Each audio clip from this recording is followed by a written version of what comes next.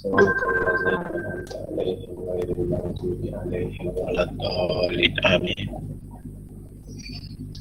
Cara. Okay, baik. So kita kemarin kita dah cover pasal resonance dengan pelembab Arab. So hari ini kita nak sambung lagi topik tingkatan 4 KSSM, iaitu pantulan gelombang. Okay, pantulan gelombang. Sekejap saya present.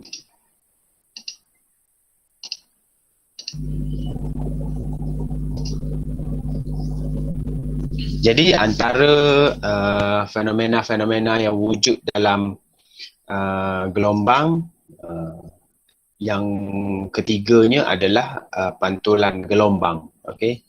Gelombang ni boleh dipantul. Maka mudahlah kita nak berhubung antaranya, macam kita guna line telefon. Macam mana gelombang tu dipancar. Okey, bila dia dipancar, dia ada penerima dia boleh memantul gelombang sehingga ke satu titik. So kita akan dapat cover ratio. Contoh lain macam Astro guna piring lah. Dia dapat maklumat daripada gelombang yang diterima oleh piring tu. Piring tu bertindak sebagai pemantul. Okey, pemantul gelombang. Cahaya pun boleh dipantul. Cahaya tu salah satu daripada gelombang. Okey, jadi dia terikat juga dengan fenomena-fenomena yang berlaku dalam gelombang. Pantulan, pembelauan kita tak tengok lagi. So hari ni kita tengok pantulan saja. Sekejap saja pantulan ni. Dia tak banyak pun. Okey, yang pertama kita kena tahu muka gelombang. Okey, kalau dalam buku kadang dia lukis gelombang ni, lukis comel gini lah. Ni gelombang. Kadang-kadang buku tu dia lukis garis-garis saja, garis-garis. Lepas tu dia buat anak panah. Dia kata gelombang tu bergerak ke arah kanan. So dia buat anak panah. Garis-garis tu apa benda sebenarnya? Okey, garis-garis tu adalah kita panggil muka gelombang. Ataupun garis-garis tu sebenarnya adalah puncak kepada gelombang. Okey, maksudnya gelombang ni puncak. Kalau kita pandang daripada sisi, begini lah.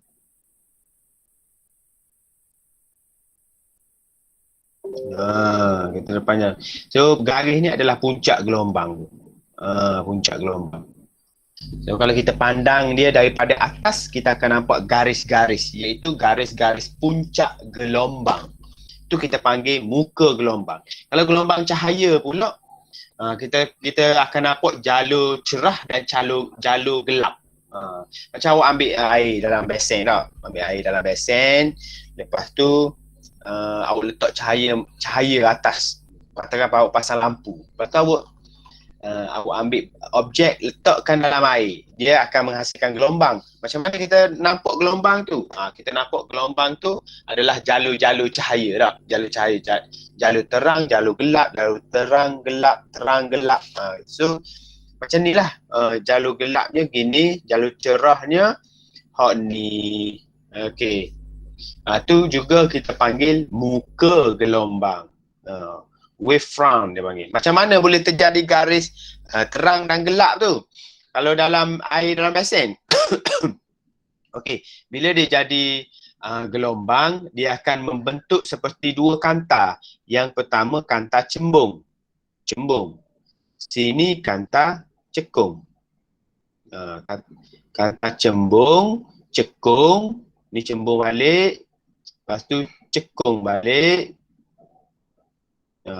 Cembung, cekung, cembung, cekung. Okey, kalau kanta cembung, dia menumpu.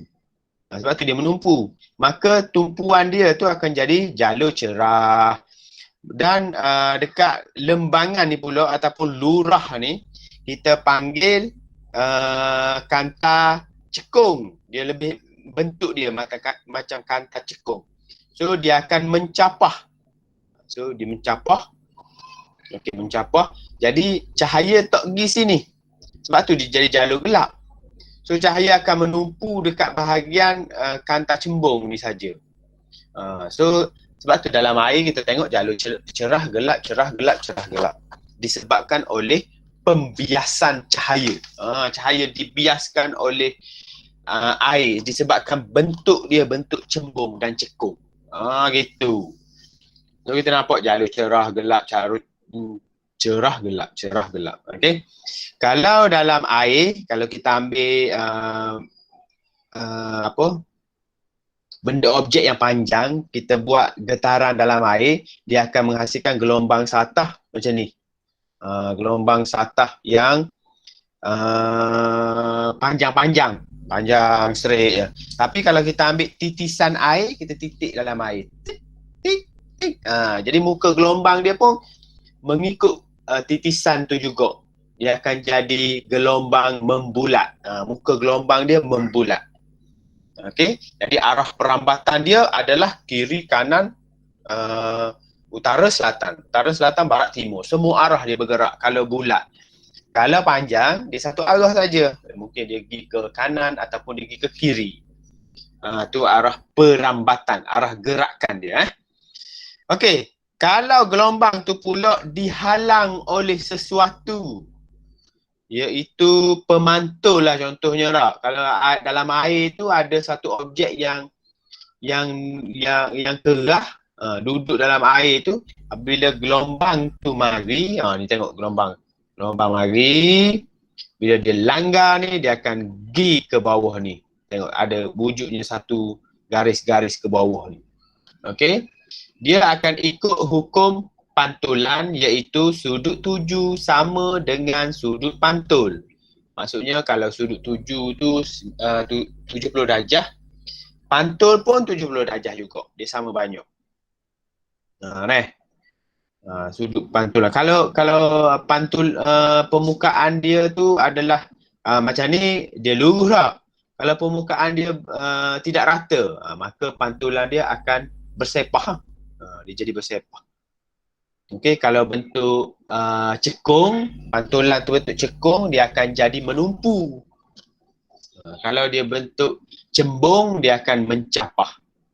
Okey, katakanlah ada gelombang sini, dia mari, dia berlanggar dengan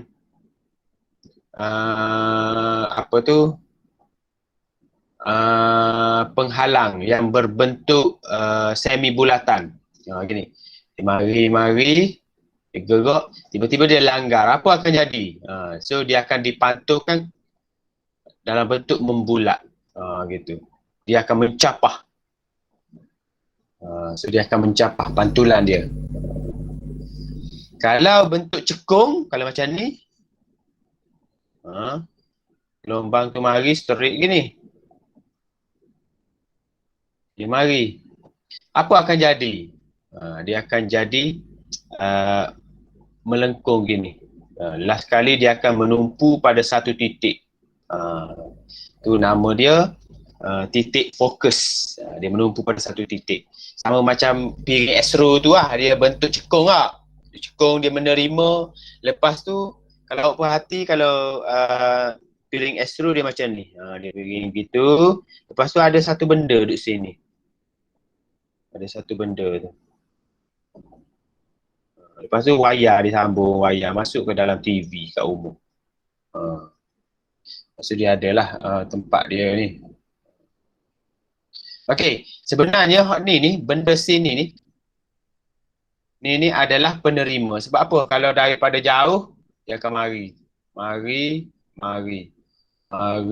pantul. Dia dipantulkan kepada satu titik, maka penerima itulah yang akan menerima maklumat-maklumat daripada jauh tu. Okey.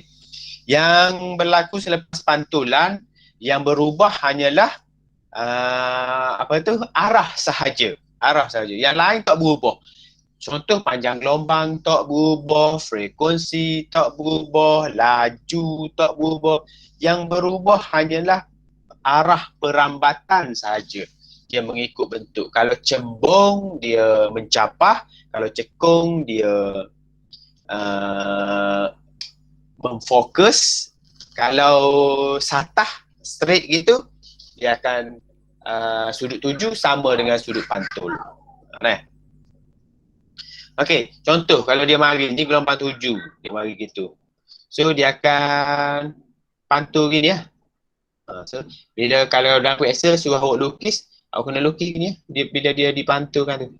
Dengan syarat panjang gelombang ni, lambda ni sama sini.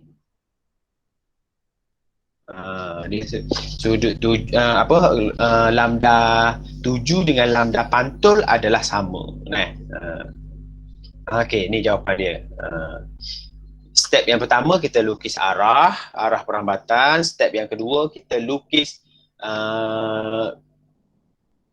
garis normal. Garis normal ni mesti 90 darjah daripada pemantul.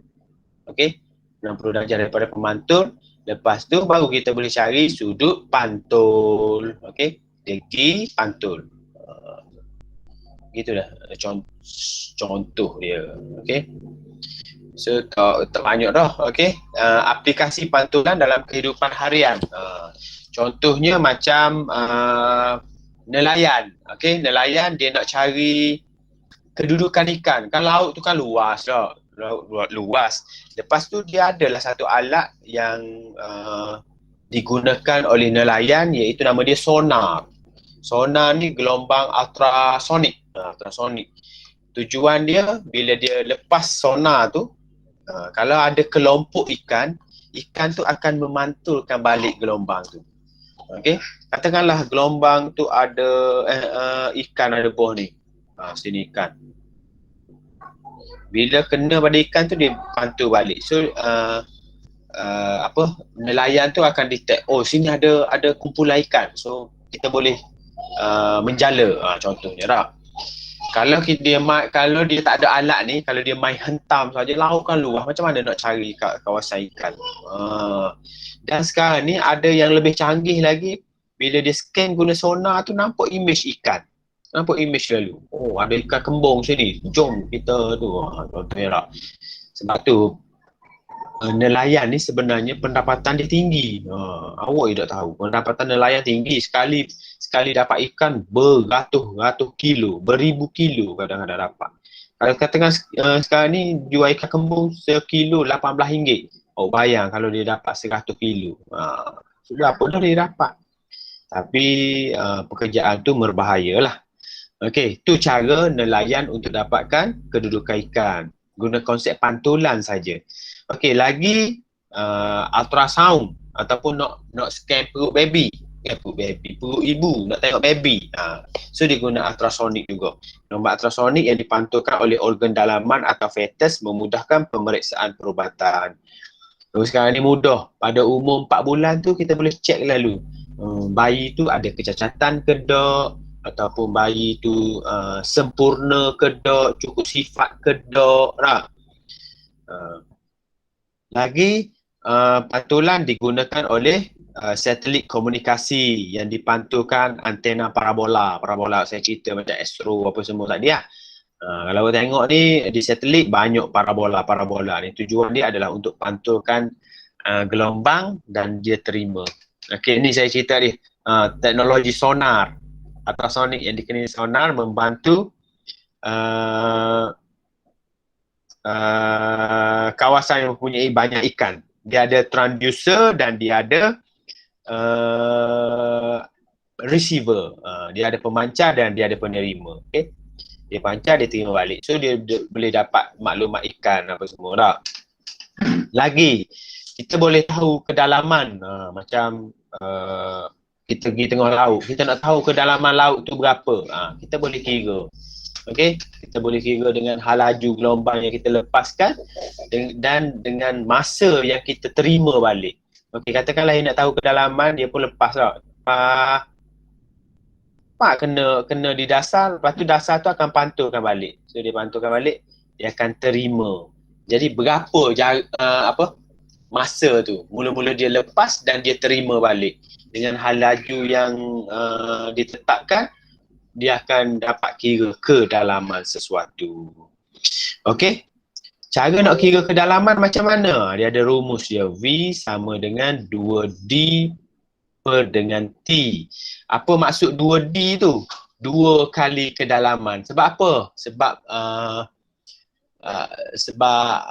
gelombang tu kita lepaskan, dia pergi satu hala dah. Lepas dia kena dasar laut, lepas tu dia balik semula. Maksudnya dia pergi dan balik. Sebab tu 2D. 2 kali. Pergi dan balik. Kedalaman. So T masa dia terima. Mula-mula lepas dan dia terima. V tu hal laju lah. Macam gelombang bunyi ultrasonik, biasanya laju dia 1400 ke 1500 meter per saat. Okey. Tengok contoh satu, dia kata gelombang ultrasonik berfrekuensi. Okey, so dia beri dah frekuensi. F dia 25 kHz. Dipancarkan dari sebuah kapal ke dasar laut. Kita imagine kan ni, ada kapal, lepas tu ni dasar, dia pun pancar. Lepas tu dia pun bila kena dasar laut, dipantul. Okey, maka dia terima semula. Okey, terima semula. Gelombang itu bergerak dengan laju 1500. Okey, hal laju dia beri V sama dengan 1500 ms negatif 1. Okey.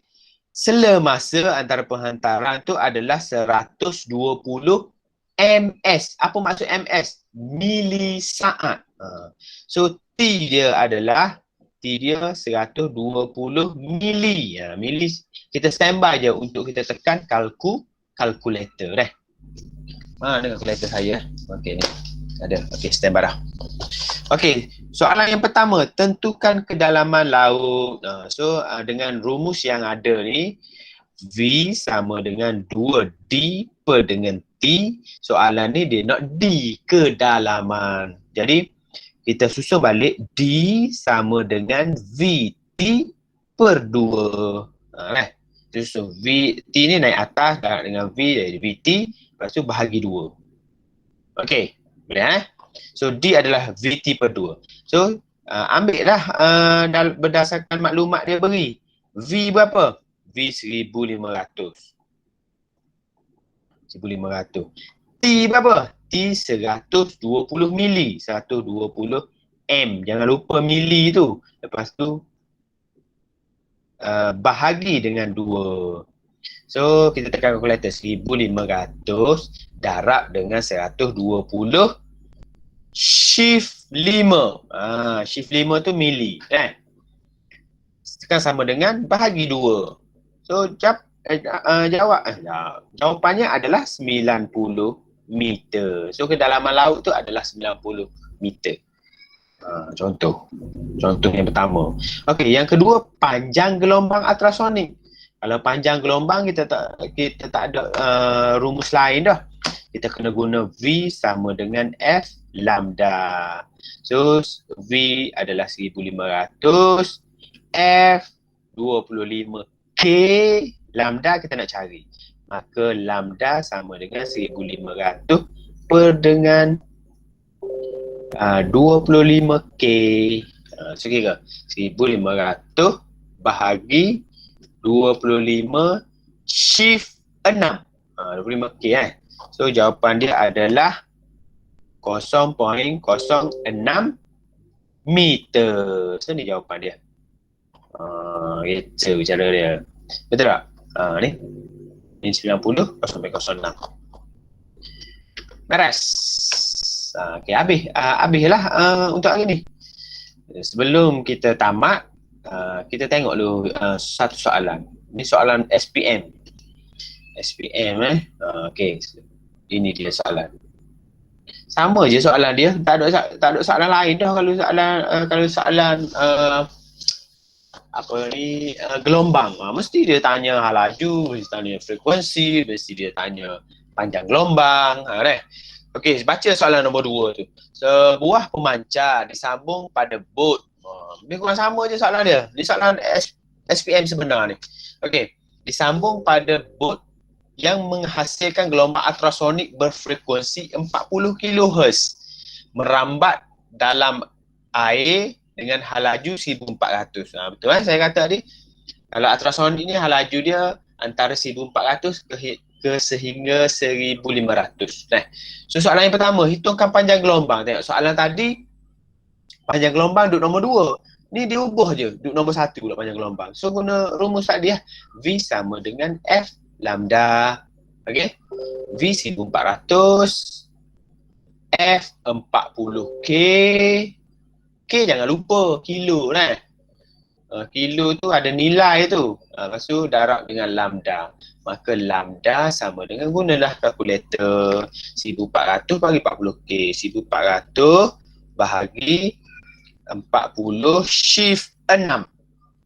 So akan dapat 0.035 meter. Kalau nak tu, kalau rajin lagi tu kalau dalam saat. Saat pula dah. Dalam sentimeter.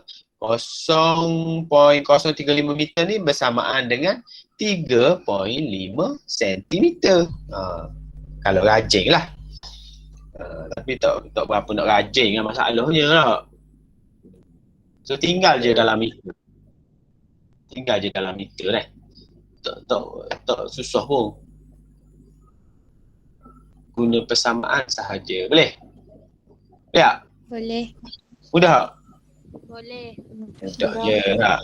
Okey, soalan 2 pula. Denyut ultrasonik dikesan oleh sebuah penerima gelombang yang diletakkan di bawah bot selepas 0.03 saat. Sama macam tadi juga. So hitungkan kedalaman. So dia nak rumus dia V sama dengan 2D per dengan T. Okey, rumus V sama dengan 2D per T ni tak ada dalam buku. Tak ada dalam buku. Tak ada dalam muka depan soalan. Katakan ni soalan tau. Ni soalan saya pegang ni. Okey, muka depan dia ni ada rumus fizik. Banyaklah rumus, lebih kurang dalam 55 rumus. Tapi rumus V sama dengan 2D per T ni tak ada. Jadi rumus ni awak kena hafal. So dia nak D sama dengan VT per 2. V 1400. T berapa dah? 0.03 bahagi 2. Kita tekan kalkulator. 1400 darab 0.03 bahagi 2. So kedalaman dia adalah 21 meter. Ini kedalaman dia. Gitu. Boleh tak? Pantulan. Simple saja untuk hari ni. So habislah lah kita hari ni. Tak ada benda lah. Cikgu. Ya. Maksudnya lambda tu ia sama dengan T lah. Lambda sama dengan T. Kedap. Sekejap. Saya tunjuk mula.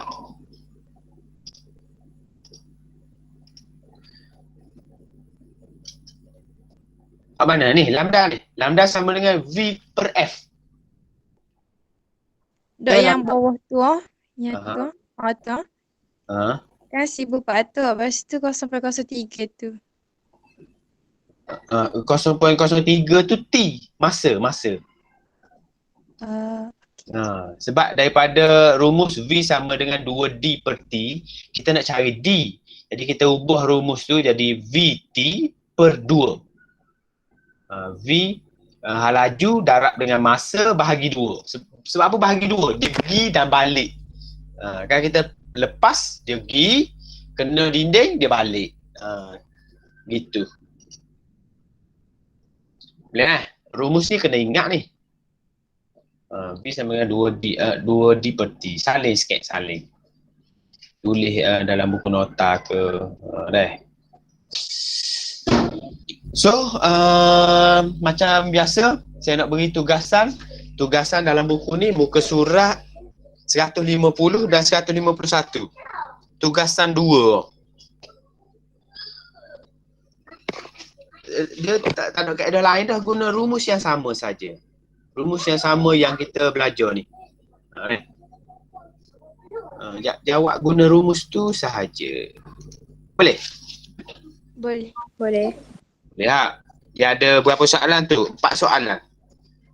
4 soalan. Jawab salah tak apa, jangan cuba untuk jawab.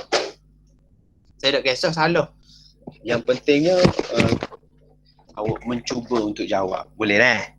So awak ada masa berapa hari. Hujung minggu ni boleh hantar. Kalau siap hari ni pun boleh hantar dah hari ni. Kalau tak ambil beban banyak kerja, boleh buat siapkan hari ni dan hantar terus pada saya. Untuk saya semok. Boleh? Boleh. So itu saja untuk hari ini. Sebelum left, sila tulis nama di ruangan chat ni. Sila tulis nama. Okey, sila tulis nama. Lepas tu ada apa dah? Maka kita tangguh dengan tasbih kafarah dan surah Al-As. Subhanakallah wa bihamdika la ilaha illa anta astaghfiruka wa atubu ilaik wa Okey, terima kasih kerana join. Assalamualaikum warahmatullahi wabarakatuh. Terima kasih, Cikgu. Terima kasih, Cikgu. Sama-sama. Terima kasih, Cikgu. Sama.